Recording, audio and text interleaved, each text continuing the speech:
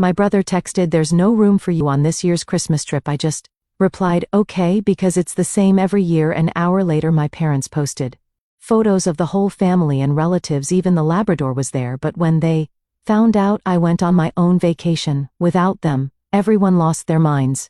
I'm Alexandra, 30, senior graphic designer in Los Angeles, when the text detonated everything. "Connor, no room for New Year's at Aspen." I answered with 2 letters, "Okay." 60 minutes later, Mom dropped the nuke on Facebook's 7 smug faces plus our Labrador Max hogging the Colorado fireplace. Caption: "Our perfect pack for New Year's." The empty cushion screamed louder than any scream. Hearts flooded in from relatives who skipped my graduation, each like a razor flick. Connor slid into the comments, "Don't overreact." Too late, the spark already raced the wire. If your sibling ever locked you out of the family countdown with one brutal line, "Smash subscribe," this explosion just ignited. That single text wasn't the first time they shut the door on me. When I turned 16, the pattern locked in. Every New Year's my parents planned blowout trips and left me behind. First came the Caribbean cruise. Mom said the ship was full with cousins. Next, Vegas for Connor's 18th. Dad claimed hotel suites maxed out at 8 people. Hawaii followed 2 years later, then a ski lodge in Park City, a condo in Miami, another cruise to Alaska. 14 straight years, same excuse, no extra bed, no budget for one more ticket. I stopped asking after the 10th rejection, and started saving my own money instead. Keith stepped in when I hit 18. My Uncle Keith, Dad's younger brother, lived an hour north in Santa Clarita with his wife Lisa and their daughter Riley. Every Sunday he fired up the grill in their backyard, ribs, slow cooked over mesquite corn on the cob, charred just right. Lisa mixed lemonade from scratch while Riley chased their old beagle around the patio chairs. Keith never announced the invites, he just texted, "Saturday night barbecue tomorrow." Bring nothing. I showed up every week for 4 years straight. Those afternoons became my reset button, laughing over burnt marshmallows, listening to Keith's stories about fixing motorcycles in the 80s. Lisa taught me how to flip burgers without drying them out, and Riley begged me to push her on the tire swing until sunset. College graduation hit when I was 22. I walked across the stage in a black cap and gown, scanning the crowd for familiar faces. Empty seats stared back where Mom and Dad should have been. Turns out they flew to Denver that weekend for Connor's 21st birthday bash, complete with a rented party bus and open bar. Valerie sent me a selfie from the rooftop lounge, Connor grinning with a beer in each hand. I refreshed my phone for hours waiting for a congrats text that never came. Keith showed up anyway. He pulled into the campus parking lot and his beat-up Ford pickup 3 hours on the freeway from home. In the passenger seat sat a bouquet of sunflowers wrapped in brown paper and a homemade chocolate cake balanced on Lisa's lap. Riley bounced out first, waving a hand-painted sign, "Big Sis graduated." Keith clapped louder than anyone when my name echoed over the speakers. He hugged me so tight the tassel on my cap got tangled in his beard. Lisa snapped photos on her old flip phone, tears smudging her mascara. After the ceremony, we drove to a diner off the 405. Keith insisted on buying milkshakes to celebrate. Riley smeared whipped cream on my nose and declared it official grad makeup. On the ride home, Keith kept one hand on the wheel, the other drumming the dashboard to classic rock. He didn't mention Mom or Dad once, didn't ask why they bailed. He just said, "Proud of you, kid." My bonus dropped the week before Christmas, a clean $25,000 wired straight from the agency after landing a major tech client. I stared at the deposit notification during lunch, fork halfway to my mouth, and decided right then, no more watching from the sidelines. I opened the booking app and hunted luxury listings in Big Bear Lake. One cabin stood out, a 4-bedroom timber frame beast perched ski out on the south slope. 8 nights over New Year's, private chef on call, outdoor hot tub bubbling under string lights, and a rooftop deck rigged for a midnight countdown with private fireworks. The photos showed floor-to-ceiling windows framing snow-dusted pines, and a stone fireplace big enough to roast a turkey. I clicked reserve before doubt crept in, heart racing like I just closed a pitch. He paused mid-sentence about carburetor parts, then laughed. "Lisa's already packing Riley's snow boots." "We're in." I didn't spill details, just sent the confirmation email with the cabin link. Lisa replied with a string of heart emojis and a voice note. "You're spoiling us rotten." The morning of departure, I picked them up at dawn. Keith loaded duffels into my SUV while Lisa buckled Riley into the booster. Lax buzzed with holiday chaos, families hauling wrapping paper tubes, kids in reindeer antlers. I handed over the boarding passes at the curb drop-off. Riley snatched her first, eyes widening at the gold first-class stamp. She squealed loud enough to turn heads, jumping in place until her mittens flew off. We're sitting up front like movie stars. Keith ruffled her hair and shot me a grin over the rooftop. Inside the terminal, Lisa kept glancing at the passes, fingers tracing the airline logo. At the gate, she pulled me into a hug that smelled like vanilla and pine needles. Tears welled up as she whispered, "First time flying anywhere fancy since our honeymoon." Riley tugged my sleeve, demanding to know if first class meant unlimited hot chocolate. I promised we'd find out. Boarding started with a polite chime. The agents scanned us through, and Riley bolted down the jet bridge like it was a racetrack. Keith followed at a jog, duffel bouncing against his hip. Lisa lingered, squeezing my hand one last time before stepping aboard. The cabin attendant greeted us with warm towels and orange juice in real glasses. Riley claimed the window pod, pressing her nose to the glass as the plane taxied. Keith stretched out across the aisle, boots off, looking 10 years younger. Takeoff pushed us back into buttery leather seats. Riley narrated every cloud formation while the flight map ticked toward Northern California.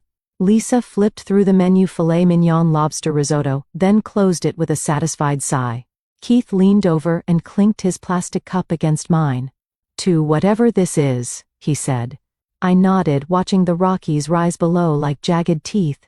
We touched down in Ontario just after noon. A black SUV waited curbside, driver holding a sign with my last name. Riley insisted on riding shotgun up front, bombarding the guy with questions about snow chains. The drive up the mountain twisted through pine tunnels, air growing sharper with every mile. Keith rolled the window down, despite the chill, inhaling deep. Lisa snapped photos of passing cabins buried roof deep. The cabin appeared at the end of a private drive, logs glowing amber in the afternoon sun, smoke curling from the chimney. The chef, a guy named Marco with a man bun, greeted us at the door, carrying trays of mulled cider. Riley darted past him, straight to the hot tub, steam fogging her glasses. Keith dropped the bags in the foyer and whistled at the vaulted ceilings. Lisa ran her hand along the quartz kitchen island, eyes shining like she'd walked into a magazine spread. Marco gave a quick tour: master suite with a fireplace, bunk room for Riley decked in plaid, game room with a pool table. The deck overlooked the slopes, chair lifts crawling like ants in the distance. Keith stepped outside, boots crunching fresh powder, and called back, "This beats any hotel I've ever seen." Riley begged to test the hot tub immediately. Lisa laughed and started unpacking groceries we'd never need. Marco had stocked the fridge with prime rib champagne and a tower of cupcakes for the countdown. That first evening we soaked until our fingers pruned, city lights twinkling far below. Riley floated on a noodle, recounting school drama between splashes. Keith cracked open a beer and toasted the mountains. Lisa leaned her head on my shoulder, voice soft. "You didn't have to do this." I shrugged. "Wanted to." The snow kept falling, silent and thick, blanketing every old hurt for the night. Riley's zooming down the bunny slope when my phone starts vibrating off the hook. I fished it out of my jacket pocket, snowflakes melting on the screen. A TikTok notification glows: my nephew Mason posted 20 minutes ago. The video opens on their rental in Aspen, long wooden table, laden with prime rib, mom dishing mashed potatoes. Dad carving. Connor raises a glass. Brooke laughs at something off camera. The camera pans slowly to an empty chair at the end. Pillow plumped like someone just left. Text overlay flashes: family New Year's, one seat forever empty. Mason's voice over whispers: "Guess who ditched us for a fancy cabin?" He zooms on the vacant spot, adds a sad violin filter, then cuts to black. Hashtag guess family drama, missing sister. I tap play again. The view counter climbs in real time: 50,100, 500,000. Comments flood, strangers tagging friends. This you emojis of crying faces, popcorn gifts. Someone stitches it with their own empty chair holiday. By the time Riley tumbles into a snowbank giggling, the video hits 800,000. Connor's name lights up first. Missed call, missed call, missed call. 19 in a row, each one rattling the speaker. I let the 20th ring out, while Keith helps Riley brush off powder. Voicemail icon blinks. I press play on speaker, volume low, so only I hear. Connor's voice hisses through static. "You're making us look bad. Take it down or explain yourself." No hello, no happy new year. He hangs up abrupt, like I'm a client who missed deadline. I scroll the comments under Mason's post. Valerie's profile picture pops near the top: professional headshot, blazer and pearl earrings. Her reply sits pinned: classic attention grab. Some people can't stand not being center stage. Thumbs up reactions pile under it, mostly from Mom's Bridge Club friends. I screenshot before it vanishes, thumb hovering over block. Riley trots over, cheeks red from wind. Why is your phone angry? Keith glances at the screen, eyebrows knitting. I lock it and shove the thing in my pocket. Work stuff, I lie. She accepts, already eyeing the lift line for another run. Back at the cabin that night, Marco serves cocoa with peppermint schnapps for the adults. I sit on the deck steps, boots crunching salt, watching the village lights twinkle below. The TikTok counter refreshes: 1.1 million. A news alert pings: local influencer roundup features Mason's clip. Strangers debate in the replies: who's the mystery sister, why the empty chair? Gift or guilt trip? Connor calls again while I'm tolling Riley's hair. I decline, but the voicemail follows instantly. Same clipped tone: delete your posts or we're done talking. I don't have posts. Mason does. I forward the audio to Keith without context. He listens in the kitchen, jaw tight, then deletes it. Kid 16. He'll learn is all he says. Valerie doubles down at midnight. Another comment, longer. Always playing victim. We offered to include her years ago. Lies stack like kindling. I type a reply, delete, type again. Keith appears behind me, hand on my shoulder. Not worth the data, he mutters. I close the app. The video crests 1.2 million by the time fireworks bloom over the lake. Riley oozes from the hot tub, sparks reflecting in her eyes. I lean against the railing, phone finally silent. Mason added a part 2 slow motion of the empty chair with text still waiting. Views keep climbing. Connor's contact photo stares from my recent calls list: 19 red mist badges like accusations. Valerie's comment garners its own thread, ants chiming in with prayer hands. Keith brings out sparklers for Riley. She writes her name in light loops, swirling gold. I hold one too, tracing a quick circle before it fizzles. The TikTok algorithm pushes the drama to For You pages across the country. Strangers duet stitch react. My name trends locally without ever being spoken. Inside, Marco clears plates. I check one last time: 1.2 million, exactly 36 hours on the dot. Connor's final voicemail lands as I set the phone face down. This is on you. I power off completely, screen going black against the fireplace glow. Riley begs for one more sparkler. Keith lights it, and we step back onto the deck as the new year ignites overhead. My inbox blew up before lunch, subject line screaming in bold: family matters. Urgent. Valerie's name sat in the center field, HR copied like a corporate hit job.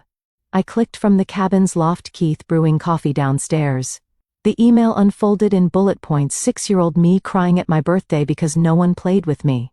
8-year-old me refusing Connor a colored pencil during art class. She twisted every memory into proof I'd always been difficult, selfish, the reason holidays fractured. Closing line. We tried including you, stop painting us as villains. HR's auto reply thanked her for bringing concerns forward. I forwarded it to my personal account, hand shaking over the trackpad. Connor's contact flashed: next incoming call. I hit speaker and accept. Valerie told me about the email he started without greeting. I cut in, calm voice steady. Let's review the record. 16 Caribbean cruise, no ticket. 17 Vegas suite, max capacity. 18 Hawaii condo, cousins only. 19 Park City Lodge. I rattled off 14 years, dates, and destinations crisp from memory. Connor interrupted halfway. That's ancient history. I kept going: Miami Beach House, Alaska cruise again. Napa Vineyard tour. He groaned loud enough to echo. You're obsessed. I finished the list. Silent, stretched, then. Click. He hung up. Keith climbed the stairs with 2 mugs, steam curling. I spun the laptop so he could read. He scrolled, slow eyebrows climbing. This is scapegoating 101, he said. Setting coffee beside me. They need a villain to stay heroes. Rewrite history. Control the narrative. He pointed at the pencil story. You were 8. He wanted the red one mid-project. Classic kid stuff. Lisa called from below about hot chocolate refills. Keith closed the lid gentle. Don't reply from work email. Ever. I opened a new tab, drafted a response in Notes Facts. Only no emotion. Deleted it. Drafted again. Attached old photos of empty airline seats with my name on wait lists. Deleted. Keith watched without comment, sipping black coffee. Riley burst in wearing pajamas printed with rockets demanding we build a fort. Distraction arrived perfect. Valerie followed up an hour later, another email, this one to my personal address. Subject: let's talk like adults. Body: 3 paragraphs blaming my independent streak for family tension, ending with an invite to clear the air over Zoom after the holiday. I showed Keith. He snorted. Translation: control the call record at edit clips. He advised mute no video, but I declined the link entirely. Connor texted direct email was too much. Call me. I ignored. He tried again. Val stressed. Cut her slack. I typed 14 years of slack. Done. Sent before regret hit. His reply bubble appeared. Vanished. Appeared. Finally, you're burning bridges. I powered the phone to airplane mode. Keith pulled ingredients for sandwiches. Turkey, avocado, sourdough. Fuel: first fight. Later, he declared. Riley dragged blankets for the fort, commanding pillow placement. We constructed a tunnel system across the living room, flashlight beams dancing on log walls. Valerie's email sat unanswered in my inbox, HR flag glowing yellow. Afternoon sun slanted through windows as Riley napped inside the fort. Keith and I sat on the hearth fire, crackling low. He broke silence. They'll escalate. Expect Dad next. I nodded, already bracing. He added, wood sparks rising. Your story. Your rules now. I reopened the laptop, composed a single line to HR: personal family matter, no workplace impact. Hit send. Valerie Zoom invite auto declined. Connor's texts stacked on red. Keith handed me a fresh mug. One battle at a time. Evening settled quiet outside the fort walls. Riley stirred, requesting stories about dragons. I spun one about a princess who built her own castle far from the kingdom that forgot her. Keith listened, eyes soft in firelight. The email thread cooled, but the air hummed with unfinished business. First day back after the holiday, Dad waited in the lobby like a storm cloud in khakis. He stood near the reception desk, clutching a handwritten New Year's card in a red envelope. The security guard eyed him from the corner, badge scanner idle. I stepped off the elevator at 8 sharp, coffee in hand, and locked eyes across the marble floor. Dad lifted the card. We need to talk. CO workers streamed past, laptops under arms, pretending not to stare. I approached, slow. This is my office. He ignored, thrusting the envelope forward. Inside, a pre-printed apology letter, addressed to the family, space for my signature at the bottom. Sign it. Post it on the family group. End this nonsense. His voice carried to the potted ficus. The receptionist Jenna picked up her phone. Security to front desk. Dad didn't flinch. You embarrassed your mother. Connor's stressed at work. Valerie's HR flagged your behavior. I scanned the letter, bullet points mirroring Valerie's email. My pattern of exclusion flipped to victimhood. I'm not signing. Dad raised volume. Public apology or we're done. Jenna repeated the call firmer. 2 guards appeared, radios crackling. Sir, step outside. Dad planted feet. This is between daughter and father. One guard took his elbow, gentle but firm. Dad resisted, card fluttering to the floor. I picked it up, tore it in half. Let pieces drift into the trash. He followed me to the elevator's voice echoing. You'll regret this. Doors closed on his face. Upstairs, my team whispered at cubicles. Someone live tweeted the lobby showdown from the mezzanine. HR emailed, report any further contact. I forwarded the torn card photo. 20 minutes later, Keith strode through the glass door's work boots, tracking melted snow. He flashed his visitor badge, nodded at Jenna. Checking on my niece. She buzzed him up. He arrived at my desk with a toolbox and a rolled sleeping bag. Figured you'd need backup. He reviewed lobby footage on the guard's tablet, Dad's entrance time stamped, exit escorted. Keith printed stills, stapled them. Evidence, if he returns. My boss poked his head out. Offered the conference room for privacy. Keith declined, set up on the lobby sofa instead. Visible deterrent. Lunch break, he microwaved leftovers from home Lisa's lasagna. CO workers brought cookies, curious but polite. Keith accepted, chatted about carburetors. By 5, the office emptied. He unrolled the sleeping bag across the couch pillow from his truck. Night shift starts now. I worked late, screens glowing. Keith dozed, upright, boots still on. At 9, Dad texted, saw your uncle. This isn't over. I showed Keith. He grunted, adjusted position. Security rotated every hour, waving familiar. Midnight, the building quieted to humming vents. Keith brewed instant coffee in the break room, offered me a mug. Your dad always needed an audience. I sipped, bitter and strong. He continued. Let him tire himself out. 2 a.m. A janitor vacuumed nearby. Keith stirred, checked doors. My phone stayed silent except work Slack. He settled back, snoring soft within minutes. I finished a client deck, saved, shut down. Dawn crept through blinds. Keith folded the bag, neat, toolbox in hand. Shift over. Call if he shows. Jenna arrived with donuts, high-fived him on exit. Dad never reappeared. The torn card pieces sat in evidence folder. HR closed the ticket. Keith's truck rumbled away, taillights fading into rush hour. New Year's Eve smells like prime rib roasting in the backyard pit. Keith flipped the slab over, glowing coals, juices hissing into flame. Snow muffled the neighborhood, only our laughter cutting through. Riley arranged graham crackers on a metal tray, marshmallows speared on sticks. Lisa adjusted the portable fire ring, sparks dancing upward like tiny fireworks. I layered chocolate squares, waiting for the melt. Riley handed me a stick. Your turn. I toasted, slow golden brown, blooming. She smashed hers between crackers, goose-stringing to her chin. Keith chuckled, wiping it with a napkin. Lisa demonstrated the perfect twist, marshmallow pull without burn. We devoured 3 rounds each.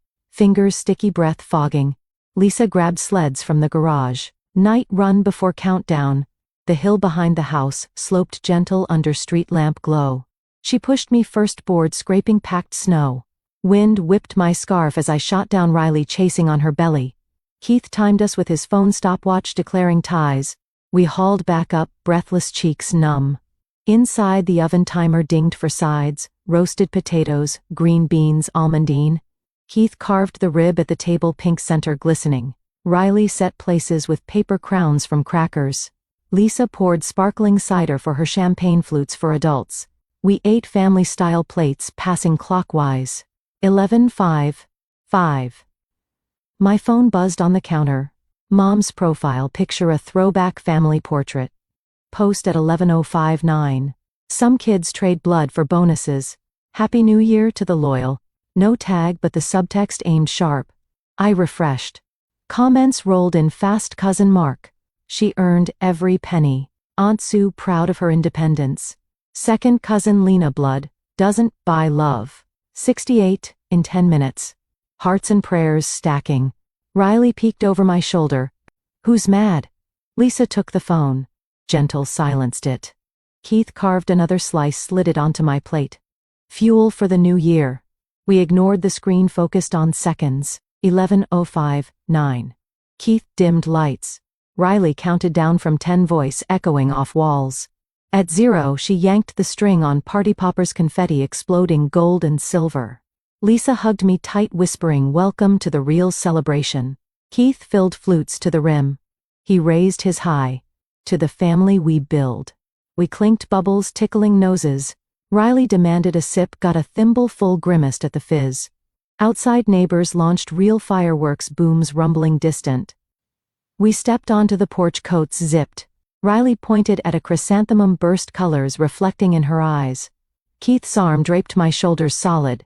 Lisa snapped a photo on her phone. No post, just for us. Back inside, we played board games. Riley dominated Monopoly with ruthless hotels. Keith bankrupted, first dramatic groan. Lisa brewed cocoa with extra whipped cream. I licked the spoon clean, tasting childhood without the baggage. 1 a.m. Riley conked on the couch, crown crooked. Keith carried her to bed, tucking blankets. Lisa washed dishes, humming oldies. I dried, stacking plates neat. She bumped my hip. Stay as long as you need. I nodded, throat thick. 2 a.m. Keith stoked the fire one last time.